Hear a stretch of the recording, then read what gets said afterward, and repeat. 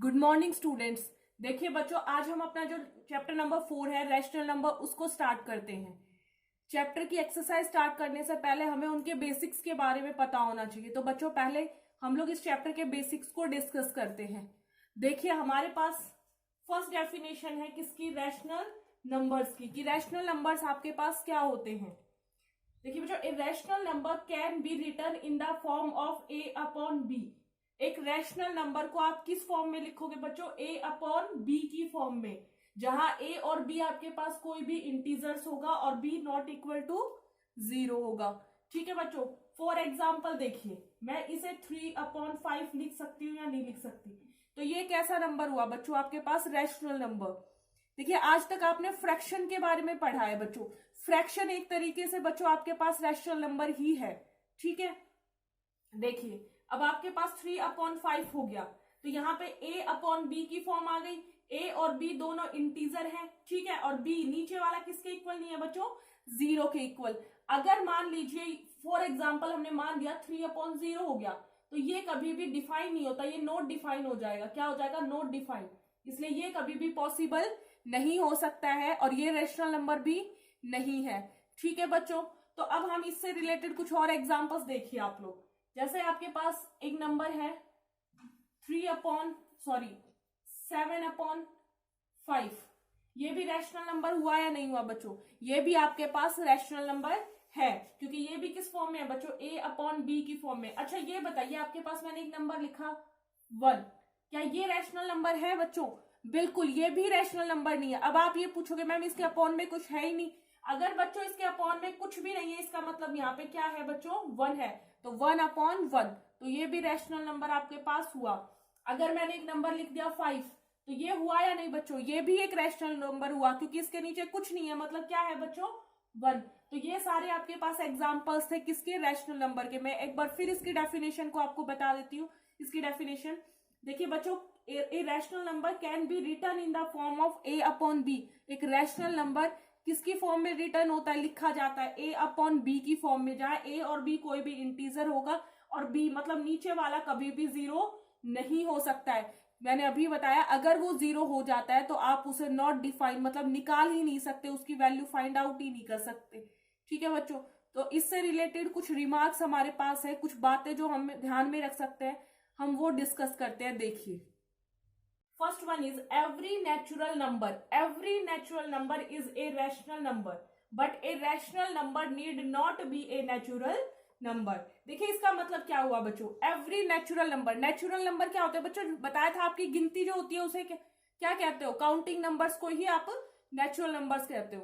तो जितनी भी आपके पास नेचुरल नंबर्स है उन सबको आप क्या कह सकते हो कि वो रैशनल नंबर है। लेकिन सभी रैशनल नंबर्स को आप क्या नहीं कह सकते बच्चों कि वो नेचुरल नंबर है। देखिए कैसे बच्चों, 7 हो गया, 9, 3, 545, मतलब ये सब काउंटिंग्स में ही आते हैं, आप कहीं तक भी ये नंबर ले सकते हो। ठीक है बच्चों, तो ये सारे आपके पास नेचुरल नंबर है या नहीं है, नेचुरल नंबर है। और नेचुरल नंबर है तो ये, और ये रैशनल भी है। देखिए, क्योंकि मैं इन सबके नीचे अपॉन में क्या लिख सकती हूँ बच्चों, 1।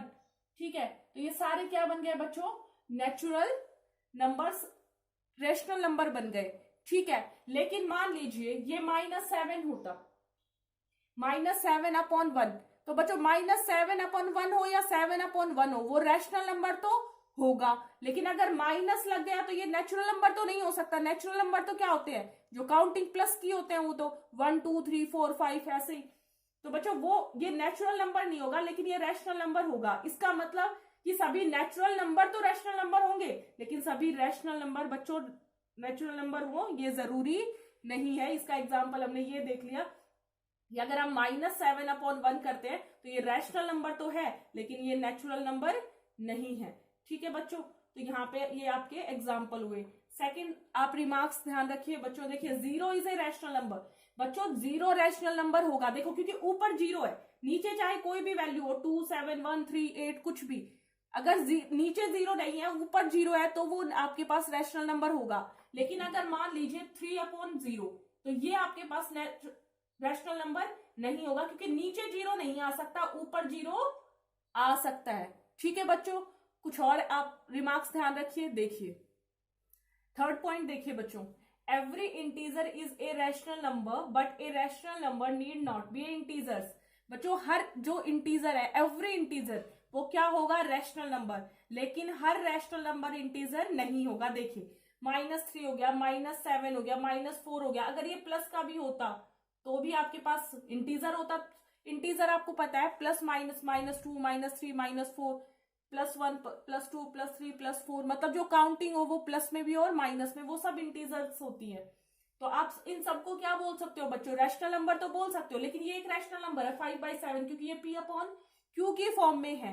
लेकिन ये क्या नहीं है बच्चों, इंटीजर तो नहीं है, क्योंकि इंटीजर हमेशा कैसा होता है, काउंटिंग ही होती है, वो काउंटिंग प्लस की भी और माइनस की भी। तो बच्चों ये आपके पास रैशनल नंबर तो होगा, लेकिन आपके पास इंटीजर नहीं होगा। ठीक है, आज मैं बच्चों आप लोगों को डिफरेंस बताती हूँ फ्रैक्शन का और रैशनल नंबर का, कि फ्रैक्शन और रैशनल नंबर में क्या डिफरेंस है, उसे ध्यान से आप समझिए। देखिए बच्चों, कि बच्चों फ्रैक्शन और रैशनल नंबर में डिफरेंस क्या है, देखिए a fraction can be written in the form of A/B where A and B is natural numbers and B not equal to 0। ठीक है बच्चों, अब सेकंड देखिए, rational number, a rational number can be written in the form of A/B where A and B is integers and B not equal to 0। देखिए बच्चों ये सारा एक एज इट इज है, बस डिफरेंस कितना है, ये तो नेचुरल नंबर्स है और बच्चों ये क्या है, इंटीजर्स है। ठीक है, अब आपको नेचुरल नंबर्स और इंटीजर्स का पता है क्या होता है। देखिए बच्चों, आपके पास फॉर एग्जाम्पल हम मान ले 7/3, और यहां आप कर दीजिए एक, यहां पे भी ये देखते हैं सबसे पहले एग्जाम्पल 7/3। बच्चों 7 और 3 दोनों नेचुरल नंबर है या नहीं है, देखिए 7 और 3 दोनों, देखो ए और बी नेचुरल नंबर होने चाहिए, ए ऊपर वाला होता है और बी नीचे वाला, तो ए और बी 7 और 3 दोनों नेचुरल नंबर है, और नीचे वाला 0 के इक्वल नहीं है। इसका मतलब ये आपके पास क्या हुआ बच्चों, नेचुरल नंबर के साथ, सॉरी ये फ्रैक्शन नंबर हुआ। कैसा नंबर हुआ बच्चों, फ्रैक्शन। अब देखिए ये भी 7/3 है, यहां पे भी 7 भी इंटीजर है और 3 भी इंटीजर है, तो ये भी आपके पास क्या हो गया बच्चों, रैशनल नंबर। तो देखिए ये रैशनल नंबर भी होगा और फ्रैक्शन भी होगा, क्योंकि फ्रैक्शन यहां से हमने बता दिया ये फ्रैक्शन है, और साथ में साथ ये क्या क्या हो गया बच्चों, रैशनल नंबर भी हो गया। लेकिन एक और एग्जांपल लेते हैं, ये -7/3, तो बच्चों ये क्या है -7 और ये क्या है 3, ए की वैल्यू -7 और बी की वैल्यू 3, तो ये आपके पास कैसा हुआ बच्चों, ये रैशनल नंबर हुआ। लेकिन क्या ये फ्रैक्शन होगा, नहीं होगा, क्योंकि फ्रैक्शन में चाहिए बच्चों नेचुरल नंबर, तो -7 तो नेचुरल नंबर नहीं है, ये तो इंटीजर है। इसका मतलब ये हुआ अगर ये वैल्यू प्लस की है तो वो फ्रैक्शन भी होंगी और रैशनल भी होंगी, लेकिन अगर माइनस लग गया, चाहे ऊपर लग जाए एक या नीचे लग जाए कहीं भी, अगर माइनस आ गया इसका मतलब पक्का वो सिर्फ रैशनल नंबर है, वो फ्रैक्शन नहीं है। ठीक है बच्चों, तो डिफरेंस समझ में आया, ये आपके पास फ्रैक्शन और रैशनल नंबर का डिफरेंस। इस हिसाब से क्या हुआ बच्चों, सारे फ्रैक्शन है ना जितने भी है उन सबको नेचुरल नंबर कहो, रैशनल नंबर सॉरी कहोगे, जितने भी फ्रैक्शन नंबर्स हैं उनको आप क्या कह सकते हो, रैशनल नंबर कह सकते हो। लेकिन सभी रैशनल नंबर को फ्रैक्शन नहीं कह सकते, क्योंकि ये देखो ये रैशनल नंबर तो है लेकिन ये फ्रैक्शन नहीं है। तो बच्चों आज हमारा बेसिक टॉपिक यहीं तक था, कल हम कुछ और बेसिक्स को डिस्कस करेंगे और उसके बाद हम अपने क्वेश्चन आंसर्स को सॉल्व करेंगे। थैंक यू बच्चों।